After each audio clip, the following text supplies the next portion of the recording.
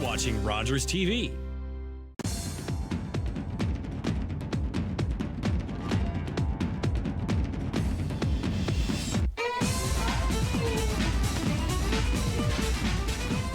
And welcome to Out of the Fog. I'm your host, Lydia Loveless. On tonight's episode, we have a heartwarming story about my own family and cousin, Super Jake Anstey. And with him tonight is his mom, Lisa Loveless Hodder, and a very special guest who helped our family, Evan Bursey. And we'll be right back after this break. Your opinion matters, and we want to hear from you. Get in touch with us using our viewer feedback line, your direct connection to shaping the shows you love. It's easy. Just grab your phone, scan the QR code on your screen, and take our quick survey. Share your thoughts, and let's make your viewing experience even better. And welcome back. Today I have a very special guest with me. I have my cousin, Super Jake Anstey, and his mom, Lisa Loveless Hodder. Welcome, Jake and Lisa, to the studio. So how are you today?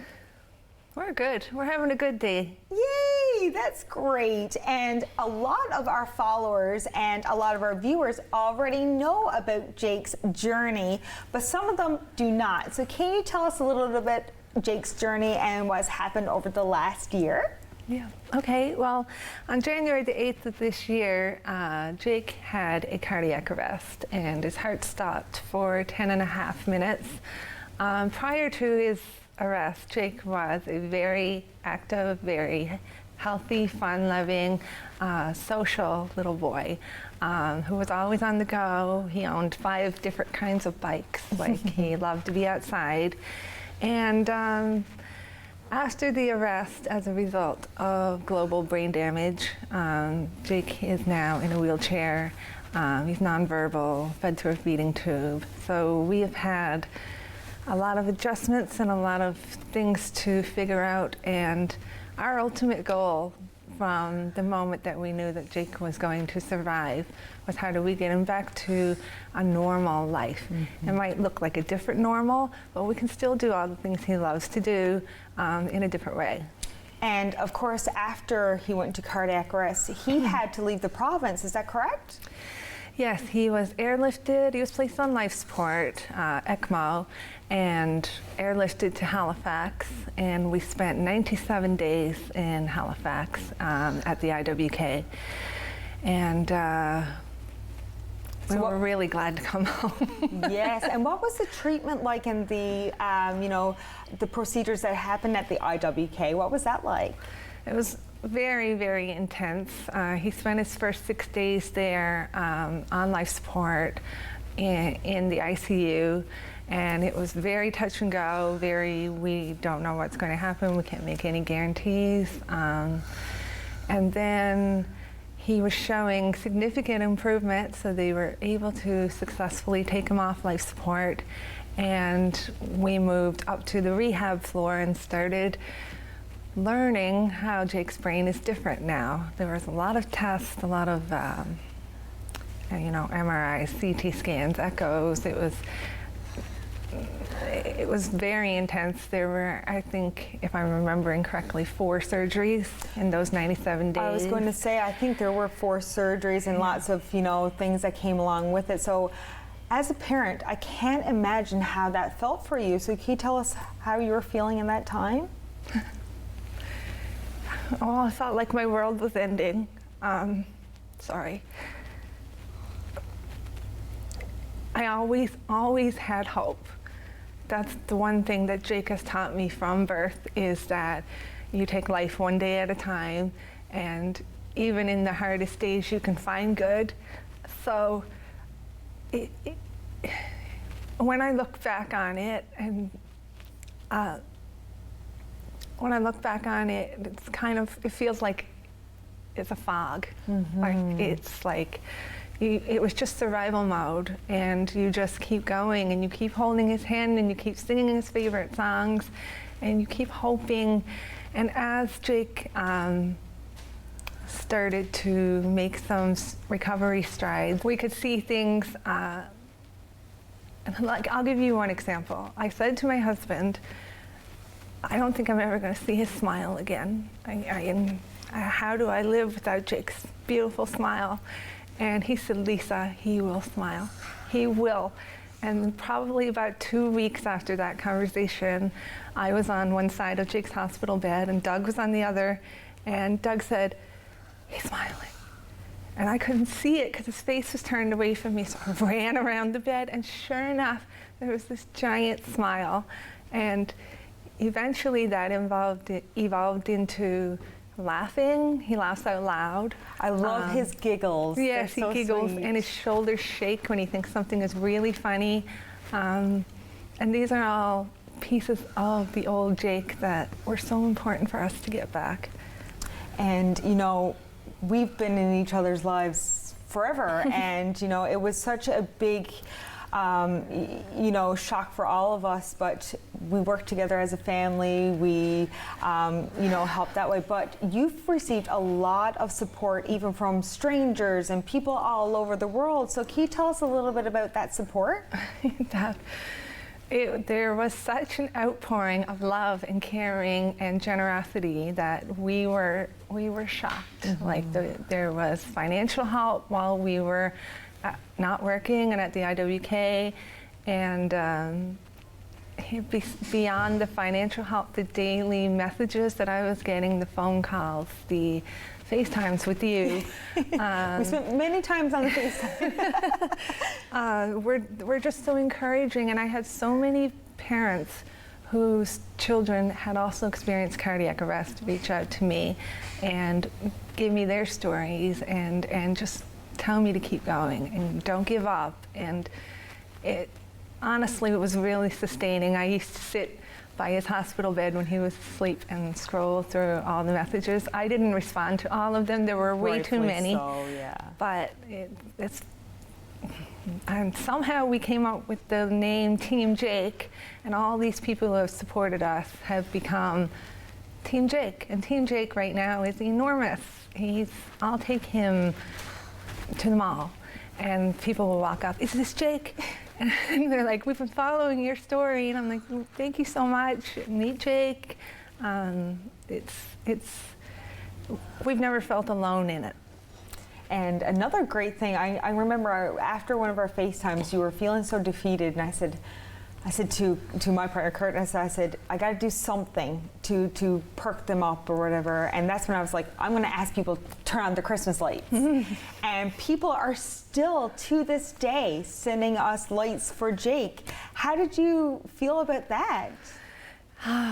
That was called, I believe, Light It Up for Jake. That's right. And the pictures kept flooding in, videos. People got so creative. There was one house that had Team Jake on rolling LED marquee lights. Yeah. And then at one point, there were so many of them that I believe you compiled them into a video with the song You Are My Sunshine as the background, and I used to watch it over and over and over again. And funnily enough, on his bedroom wall, I have a canvas with the words to You Are My Sunshine. So it was just this fight is not over, right? Mm-hmm. We're still, this is going to be a lifelong rehabilitation, and Jake is now in school. He goes to school for a few hours in the morning, and they're working on helping him learn how to communicate using eye gaze technology and also like low-tech props. And he's actually doing extremely well. He's able to make choices, say yes, no, well, not say it, but to communicate yes or no. And he's a miracle. He really is. And you know, after coming, I'll never forget the night I picked you guys up at the airport and getting you back on Newfoundland soil. How did that feel? Surreal. Surreal, like to walk into our house, to be in our kitchen, to sleep in our own bed. It was, I mean, a big relief, but at the same time, we also had this big feeling that we were just getting started. And we were right, because Jake's most intense rehab started when we got home. That's right. Because he wasn't physically or mentally even, able to do the harder work when he was recovering at the IWK. So the Janeway team changed our lives. Yeah, they've got Jake. He's now able to, with the help of a pacer, stand on his own legs, and we help him take steps. Occasionally he surprises us and moves one of his legs by himself. And they've really given him back a sense of freedom. They've helped me find equipment that can help him do his normal activities. So we're working on getting a special life jacket for him because he loved to swim, and a bike, and something called a hippocamp, which means I can take him anywhere, rain, snow, doesn't matter, into the water at the beach. So we're gonna make all this happen, and freedom. And of course, since you've been back, I guess there are some challenges that you never thought that you'd ever experience. So can you tell us a little bit about some challenges you faced? I mean, I really don't know where to begin with that question, because to go from a healthy, active 10-year-old to you need to learn how to use all this equipment, you need to learn how to do OT and physio activities. You need to learn how to safely give him small tastes of food so that he can still enjoy. Like, there's been such a learning curve for our family. We spent 220 days total in hospital. So the biggest challenge in those days felt like just getting out of the hospital. Like, how do we get out of the hospital? And there was so much we had to have set up at home, hospital equipment, medical equipment, and even just for us to feel comfortable enough to bring Jake out of the hospital into where I can't hit the buzzer and call the nurse. But Jake actually carries an AED with him everywhere he goes. It's usually on the back of his wheelchair. And so we're always on a bit of a high alert. We have to be prepared for anything. And then our home was a 4-story, very not wheelchair friendly. So we started the search for a new house, which Jake could have his own room that he could wheel into and be able to be wherever the family was. It took us a while, but we did find one. We moved in about a month ago. And we're settling in really well. We have really beautiful new neighbors who are looking out for Jake. And, we need a ramp for our front steps. We need to make the main bathroom more accessible for bathing. So these are things that we're working on and trying to figure out, but it's a constant learning curve. And of course, transportation was also an issue as well. And so what we can do is, after this break, we're going to welcome an important guest who helped with that transportation issue with a generous donation.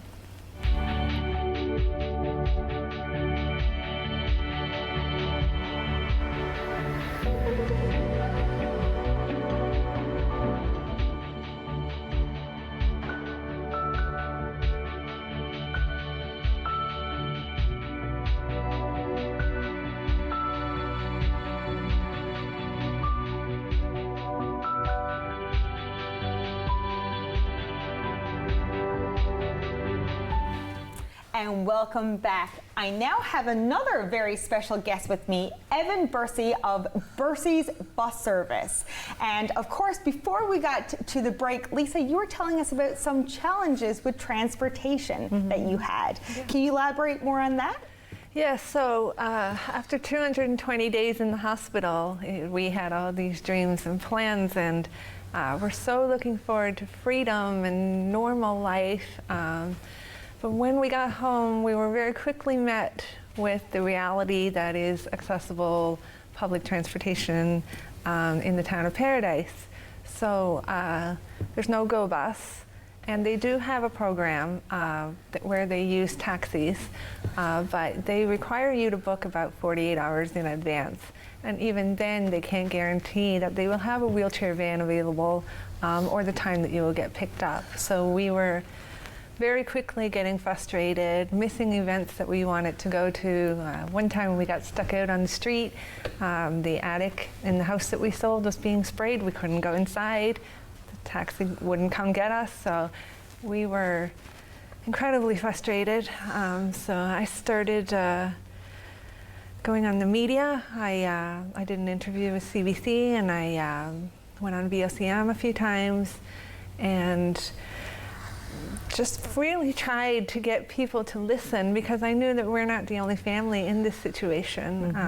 And the program just was not working. It was not giving Jake back the quality of life that we had hoped for when he got out of the hospital. That's right. And this gentleman, Evan Bursey, of course, heard those help cries. And of course, Evan, tell us a little bit about yourself and how you came to collaborate with this in our family. For sure, Lori. So I recently found out about Jake and Lisa's story back this summer through close business associates of ours at Get Messy NL. Yes. And it's Joanne and Jennifer. Friends and business associates for years. Jennifer called me up out of the blue one day, I guess relative to our business being the leading provider of accessible transportation. We do provide the Janeway rehab transportation in and amongst the St. John's metro area. We provide over 60 wheelchair accessible school buses to government to get students to and from. So for that reason, I guess my connection in business there, Jennifer reaches out and says, Evan, I know this little boy, Jake, and his mom, Lisa. She said, do you want to buy a van? Want to go halves on a van? Yeah. So I wasn't quite familiar with the story, but Jennifer brought that to my attention. And of course, when she told me the story, I parked and I looked at I was driving at the time, I parked to pick up my phone, and we started reviewing some media stories, and she familiarized me with that. Very quickly, I said, Jennifer, I guess we're going to buy a van. I love that. That's awesome. So, for me, the story hits home as well. Yeah. So I had a little sister who passed at the age of 2 years old with a heart condition. As well, I guess comboed there, I had one of my best friends from my younger years who unfortunately passed, was Jeremy Cross. Yes. So Jeremy Cross had cerebral palsy, a totally different condition, but he was one of my best friends. So the normalization of life and the ability to continue with life as normal when you're referred to a wheelchair nonverbal was not new to me. Right. So those two items particular just it hit home. And of course, we got to meet Jake and Lisa. Jennifer and Joanne and I continued to work together. And without further delay, Jake was just back to school, leading into his new normal. We won't say new normal life. Yeah. And we just wanted to do something to help between ourselves and Get Messy, and we did. I remember the day she was like, I don't know what it is. So you guys were keeping this a secret for so long and trying to, how did you do that? Because I mean, Lisa's not easy. She'll get it out of you. So that was Jennifer and Joanne at Get Messy. They were the spearheads of the project, and they came to me for some help and assistance or partnership. And unfortunately, because of business reasons, I was out of the province, and our expansion in business prevented me from being able to stay completely focused to execute. Yeah. So as soon as I got home, and as soon as we got our feet on the ground, we were able to get mobilized, for a lack of a better term, and get Jake and Lisa their new van, which I hope is working out good, Lisa. What? It's working out good? I hope it's working out good. Sorry. It's just so, I remember even... I'm basically speechless because we go wherever we want to go. We do whatever we want to do. We might still have accessibility challenges when we get where we're going, but that's not important, because if it doesn't work, I can put them right back in the van and we'll go somewhere else. And so we're trying out lots of new places. Next on our list is the haunting of Powers Pond. Ooh, that's exciting, because Jake loves Halloween. Yes. And so Lisa, when you got to the school, when they were, presenting you with this van, What emotions were you feeling? Thankfulness. Yes. Joy. Relief. Yes. Relief that we wouldn't be stuck on the street anymore, and that if Jake's cousin had a birthday party, for example, we could go, we could be there. And just there were a lot of tears. I would say my husband Doug cried more tears than I did. We're just overwhelmingly thankful. Thank you. We were glad to help, honestly. And of course, like even that day, I remember I was recovering from surgery, so I missed it myself. But seeing the kids coming out and being excited for Jakey with him. So what was that like for seeing, all of his friends come together to celebrate this big event? So Jake's friends have actually been truly exceptional. They're the best examples of 11-year-old kids that I can possibly imagine. They've jumped right into learning how to communicate with Jake, how to move him around in his wheelchair, noticing if he might need something, and they pushed him around school in the chair, and they actually pushed him out to see his new van the morning that we got it. Quick to learn how to hook him up and Yes. load him and unload. They were first in. It was heartwarming to see that. It really was. Yeah, Jake's friends learned how to use the van before I did. Yeah, they did. They did. They were asking questions I didn't know the answers to, but I was like, give me a second. I'll figure that out. The kids got this, right? And Evan, you have been an angel to our family. I'll never forget when we heard the news, and it was just thank you from the bottom of our hearts. And like I said, and now Jake loves you. So knowing that there is a connection, yes. And of course, Get Messy couldn't be here today. And yes. So, I love the collaboration. Like I said, you work together and things like that. So, how did that feel to work with other local businesses to come together for this? It feels good, Yeah, Get Messy, like I said, has been a customer and affiliate of ours for a number of years now. A great business to work with, and obviously big hearts. Mm-hmm. So I like to think I have a big heart. I like to share and give. Yes, you do. And to know further that someone is a good business affiliate, that they share the same heart and the same will to share. And this wouldn't have happened without them reaching out to me rather. And I'm disappointed they're not here today because Jennifer and Joanne are angels. They do a lot for the community, and they were first on board to make sure, like, okay, we got to call Evan. We're going to do this. And Jennifer pushed, and even though I wasn't here, she still pushed, and we got it done. And I'm happy it finally came together, and it is actually making a difference in effect. Absolutely. And Lisa, I realized that we named the van. And so Lisa, can you tell us about how you came about naming the van and what the name is? Absolutely. So Jake loves Star Wars. Yes. He's a huge Star Wars fan. And one of the ways that Jake communicates with us is by reading a selection of words. So we can give him 4, 5, 6, whatever number words, and with his eyes, he will choose the answer. So the van is brown, it's big, and so one of my ideas was Chewbacca, Chewie, and so we were a long time coming up with names. We were brainstorming. She was like, Lori, name all brown characters in Star Wars. Yes. And I was like, I got you. And so Jake was scanning all the words, and his eyes kept coming back to Chewie. It was Chewie, Chewie, and we have a rule that if he looks at it for 3 seconds, that's his selection. So we now have a gorgeous brown van that takes us everywhere named Chewie. All thanks to this lovely gentleman here, and of course the Get Messy and Elle crowd as well. And it's such a pleasure to see, and even today coming to the studio was an ease thanks to you and your generosity.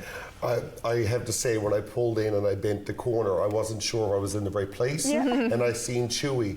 I looked, I said, oh, we're in the right place. That's a Chewy van. That's Jake's van. I knew Jake was inside it. Yeah, and like I said, it's been so, the ease and the access and the freedom that comes with it. So, you know, it's so good to have you here, Jakey.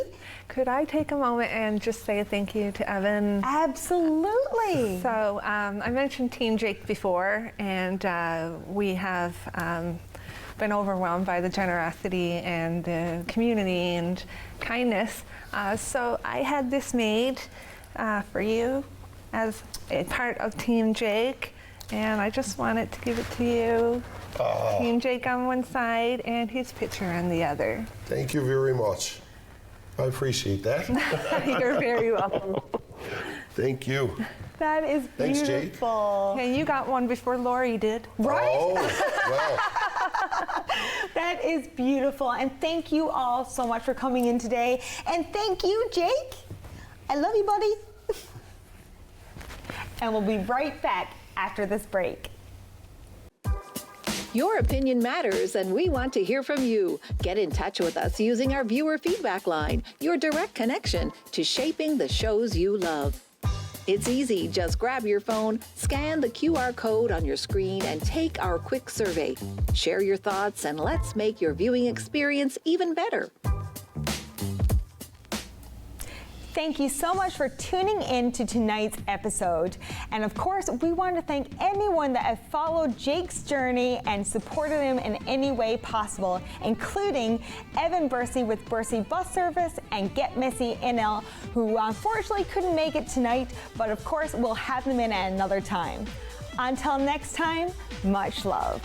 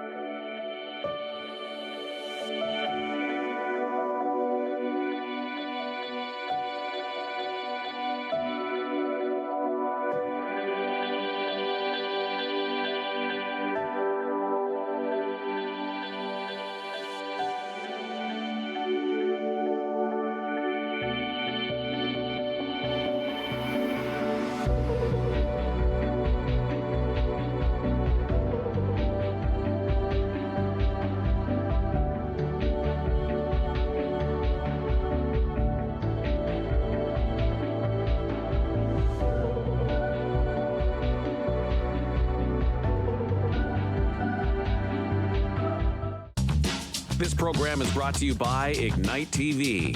Now you're in command. Visit Rogers.com for more details.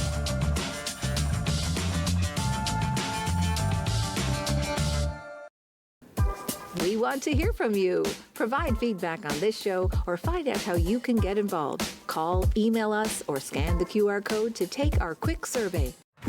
In para-hockey, the ice tilts in favor of men. But that will never stop us. United by passion, battling for equity. We are the National Women's Para-Hockey Team of Canada. We're here. We're hungry. We're ready. Ready to inspire. Ready to leave our legacy. Ready to be supported and make history. It's our time.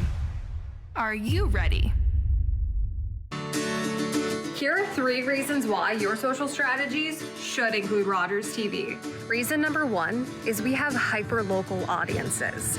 The community TV channel gives you a chance to engage with people where you live, so you really get to know your neighbors and they get to know you. Reason number 2 is we can help diversify your distribution. With social media, it's really important to be able to have a wider audience, and Rogers TV can actually help complement your online presence by delivering to a different audience. And it's actually really easy to repurpose your existing content or to just create new material specifically tailored for community TV. And finally, reason number 3 is we can help enhance your credibility and your trust. And by aligning your brand with Rogers TV, you can tap into that trust that viewers have. This can boost your reputation, especially among viewers who favor local businesses and value community involvement. 1, 2, 3. It's that easy to build your local audience with Rogers TV. This fall on Rogers TV, we'll be airing your RNC